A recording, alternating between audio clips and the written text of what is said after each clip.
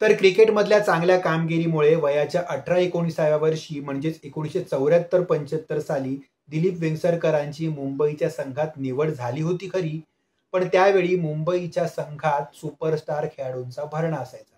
त्यामुळे 11 खेळाडूंच्या यादीत पटकन नंबर लागणं थोडंसं मुश्किल होतं. मग काय, रणजीच्या पहिल्याच वर्षी हातात बॅट ऐवजी स्कोरबुक देण्यात आलं. मॅच होती हैदराबाद विरुद्ध मुंबई. टीममध्ये स्कोरर पासून सुरुवात झाल्यानंतर ऍक्च्युअल खेळण्यासाठी उजाडला इराणी कप. सामना होता मुंबई विरुद्ध उर्वरित भारत संघ. इथे सुद्धा स्कोरर म्हणूनच काम करावं लागेल अशी मनाची तयारी वेंगसरकरांनी केली होती. मात्र आदल्या दिवशी एकनाथ सोलकर इंजर्ड झाले आणि दुसऱ्या दिवशी अचानक दिलीप वेंगसरकर यांना खेळायची संधी मिळाली आणि त्या सामन्यात त्यांनी सेंचुरी देखील मारली.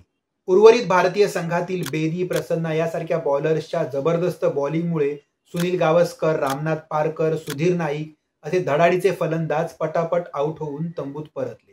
त्यानंतर अशोक मंकड आणि दिलीप वेंगसरकर यांनी पार्टनरशिप करताना दिलीप वेंगसरकर यांच्या पटापट 100 धावा झाल्या तरी अशोक मंकड यांच्या 2च धावा झाल्या होत्या. त्यावेळी वेंगसरकरांचा तुफानी खेळ बघून कॉमेंट्री करणारे लाला अमरनाथ म्हणाले होते की हा मुलगा कर्नल नायडू यांच्यासारखा सहज खेळतोय. आणि मग तेव्हापासूनच दिलीप वेंगसरकर यांना कर्नल हे टोपण नाव पडलं.